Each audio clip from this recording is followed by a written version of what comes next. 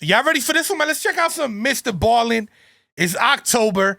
You know what I'm saying? This is like the perfect time to bring this type of content to the channel, to the streams. You feel me? This right here is tourist snuck into restricted area in Mexico. Let's run it, baby.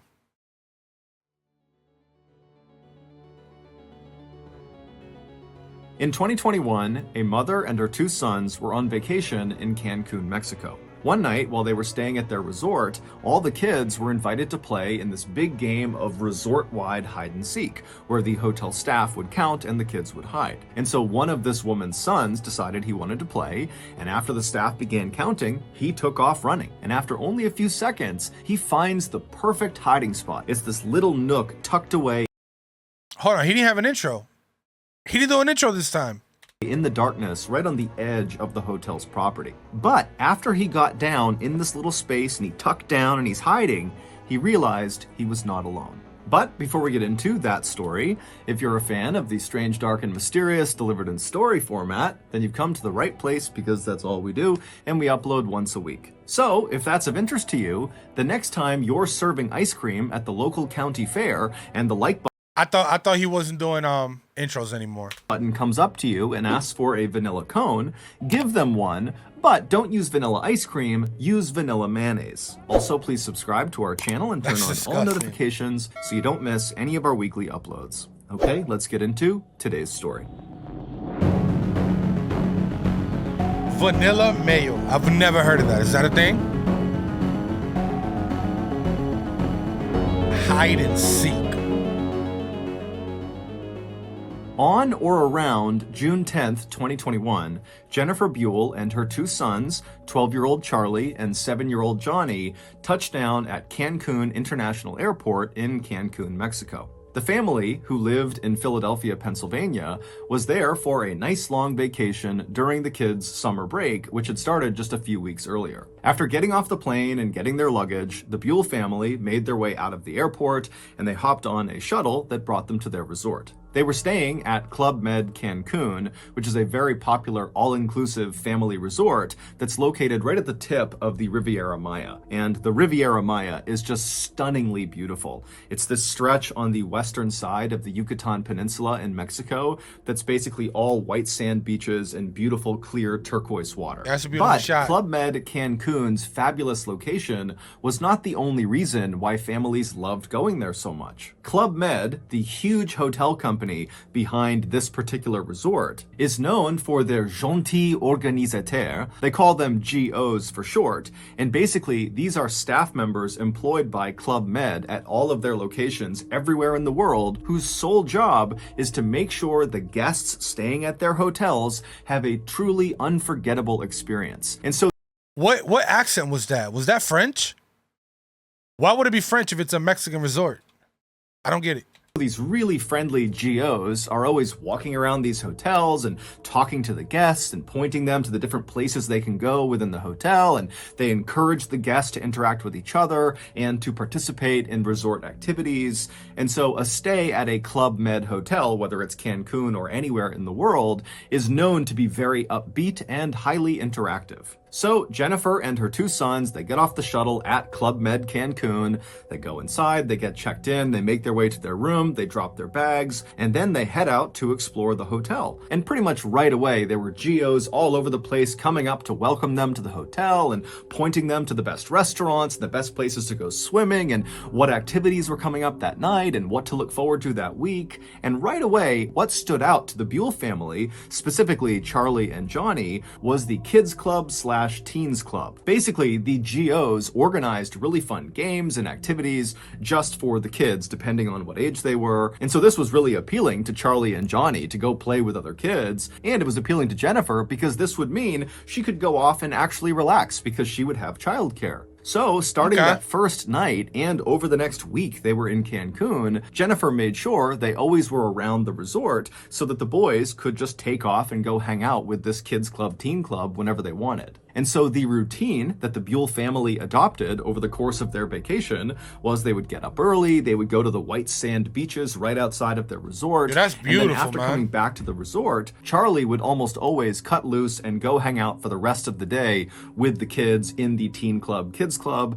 And Johnny, he mostly stayed with his mom, but over the course of the day, he would leave and do one-off activities with the club. And then at 9:15 p.m. at night, the trio would always link up on the pool deck and they would make their way in to see one of the shows that the GOs were putting on, ranging from comedy sketches to circus tricks. And so all in all, the Buell family vacation to Cancun, Mexico was really going as well as it could have been, until a simple game of hide and seek changed everything.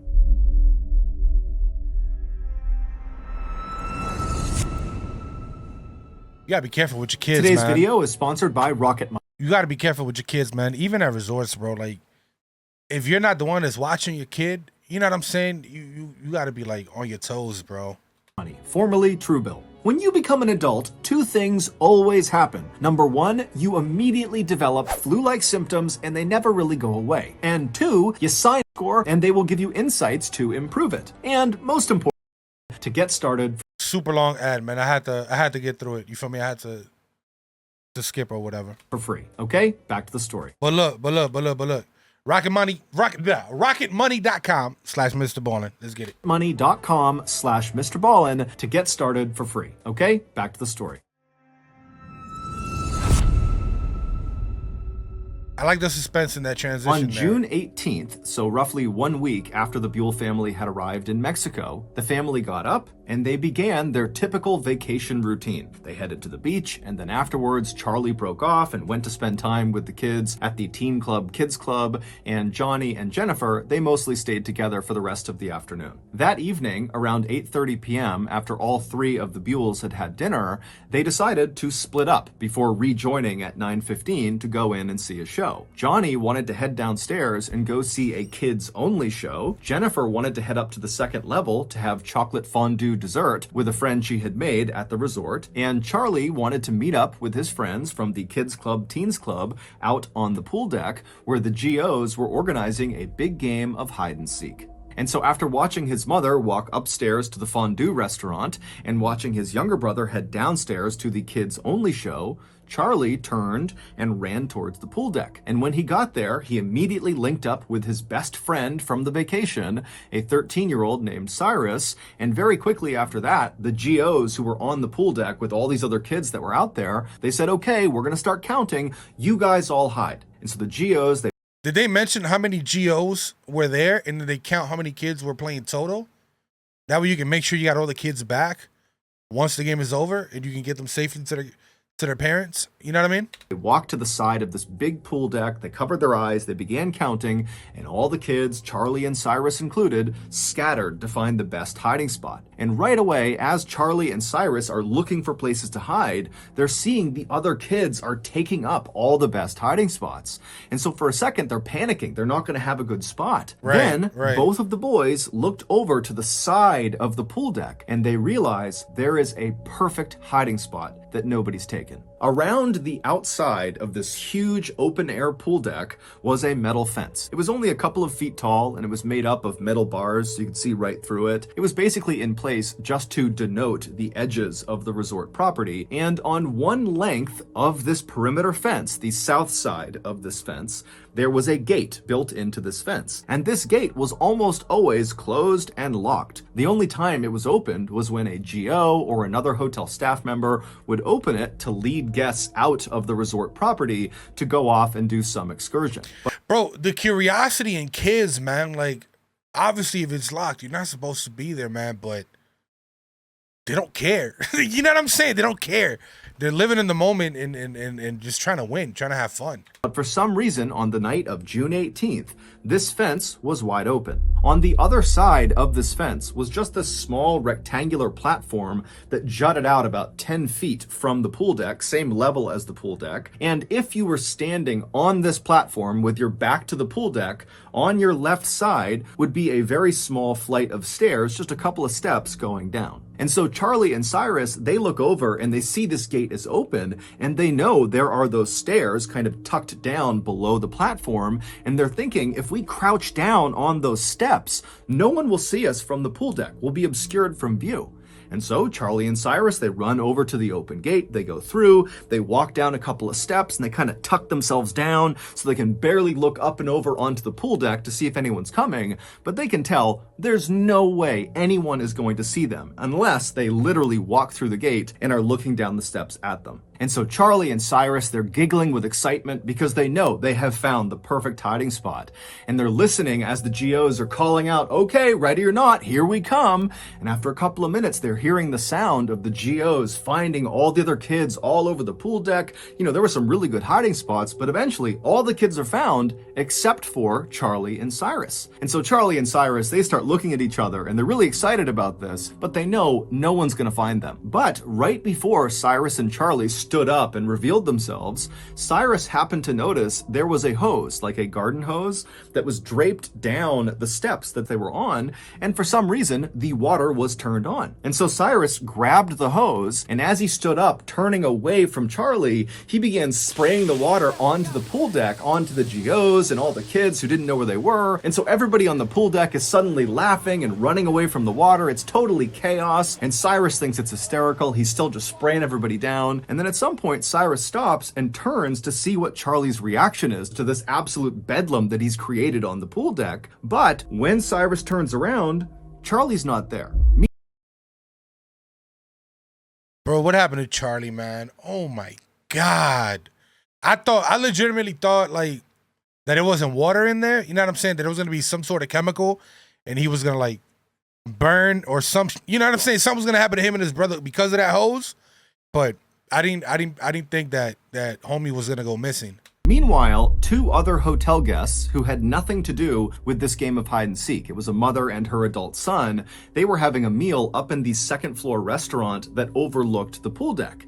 And as they're sitting there enjoying their meal, they suddenly hear the sound of boys screaming. Now, immediately, they both can tell this is not a play scream. Someone is actually in danger, someone is hurt, something's going on here, and they try to look down onto the pool deck where these screams seem to be coming from, but they can't tell. It's dark out there, they can't see what's going on, and so acting on instinct, the woman and her son just stand up and start running through the restaurant and making their way downstairs. And as they're doing this, the woman's husband actually sees her charging through, and he, along with two other boys that happen to be near him, just start running after them, knowing that whatever's going on, it's bad, so they have to go help. And so when these five people get down to the pool deck, they hear the sound of the boys screaming again, and they can tell it's coming from that open gate, that platform area where Charlie and Cyrus had been hiding. And so these five people charge through the still open gate, they go out onto this platform, and they look down the little flight of stairs. Hold on. So the gate was open. I thought it was locked. I must have heard that wrong. And they see Cyrus. They don't see anybody else on the platform. It's just this one boy, and he looks totally shaken up, totally hysterical, and it's clear he is one of the boys that was screaming. And then before they could even ask him what was going on, they hear a sound coming from somewhere below the steps, and they all turn, and literally, out of the darkness, Charlie just suddenly emerges, and he looks up at the adults and just says in a very calm voice, "Save me, save me." This normally completely off-limits, fenced-off platform that jutted out past the pool deck where the boys were hiding, that was actually a dock that sat over a swampy lagoon, and underneath that dock was a nest of crocodiles. And when Cyrus and Charlie were on that lower step, the crocodiles had noticed them, and when Cyrus had stood up and begun spraying the water onto the pool deck, one of those crocodiles, a 13-foot monster, had come out of the water, turned around, and literally leapt up onto those steps, bit Charlie by the leg, and pulled him into the water. Son, did they not have like signs, beware of crocodile, swamp ahead, do not enter? Did they not have anything, bro?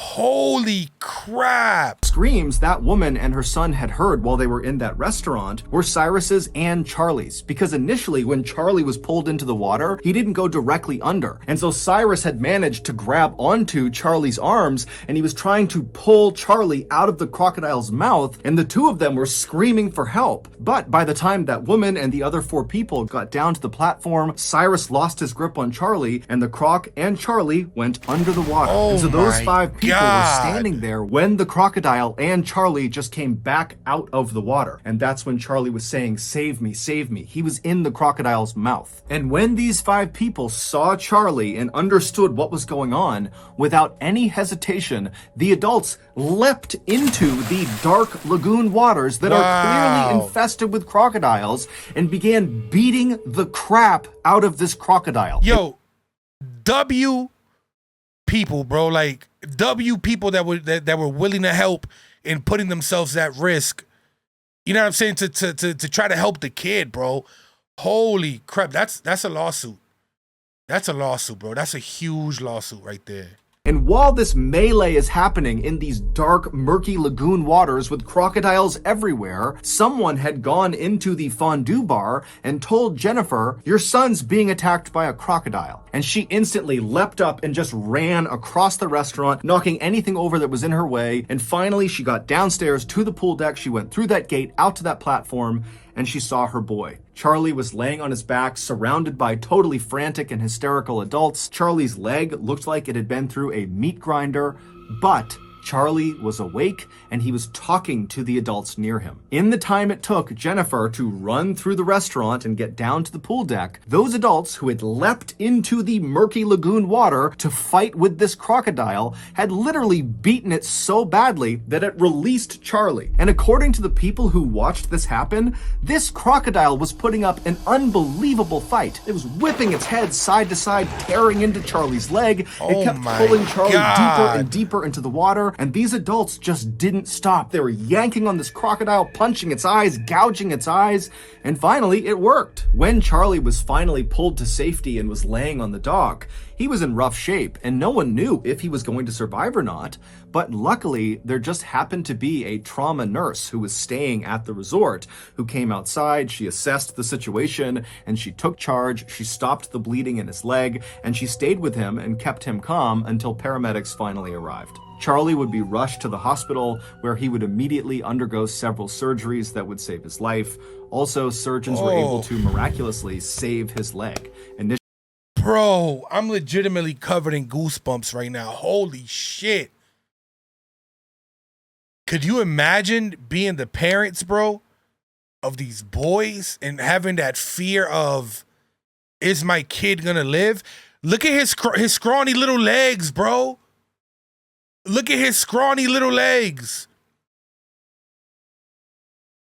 The crocodile, like, son, I'm sure the crocodile, if it was 13, 14 feet long, he could have took that leg if he wanted. You feel me? But it sounds like he was just toying with him. Like he was just trying to take him and save him for later. You know what I'm saying? Yo, that's scary, man. That's why you gotta keep your eyes on your kids, man. You can't just trust anybody with your kids, because nobody's gonna care about your kids the same way that you would. Especially when there's like 5, 6, 7, 8, whatever number of other kids were out there. You know what I'm saying? And it sounds like the GOs and the rest of the kids left and left them behind. Did they even know that the kids were missing? You know what I'm saying? Bro, that's ridiculous. And then to have that door unlocked, knowing where those stairs lead to, neglect, bro. Neglect. Is that the right word? Neglect? I think it is. That's ridiculous, bro. We're owning that resort after this, period. Initially, it seemed like he might have to have it amputated. As for Club Med, Hold on. save his leg. Initially, it seemed like he might have to have it amputated. As for Club Med, their response to this incident was enormous. Not only did they pay for all of Charlie's medical bills, but they also invested a lot of money into securing not only that fence and gate that led to the dock where he was attacked, but also just generally speaking around the resort to make sure there were no more attacks. Today, Charlie is back in Philadelphia, Pennsylvania with his family, and considering the horrible trauma he went through, peep the scars, bro. They're not too bad. And as he grows, the scar is gonna get smaller, ain't it? At least that's what I think. I think it's gonna get small, not smaller, but his leg is gonna grow, so the scar is not gonna look as big as it does now. It'll probably still be the same size, but his leg's gonna be bigger. You feel me? he's remarkably well adjusted. Also, in fact, he didn't say anything about Charlie losing muscle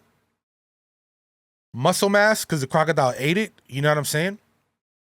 So I'm glad to hear that, because imagine if he did lose like muscle mass or whatever the case, whatever the case may be, he might have not been able to use that leg. You feel me? in the Halloween that followed this attack, Charlie dressed up as a crocodile. Oh my God.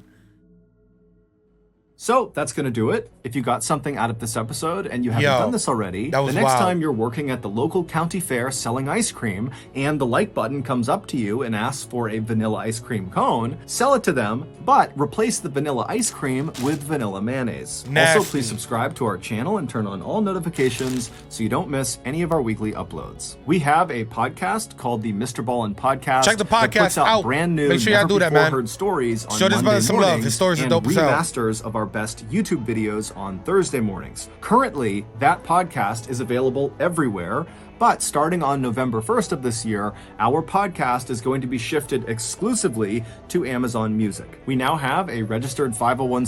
Damn, homie got an Amazon deal.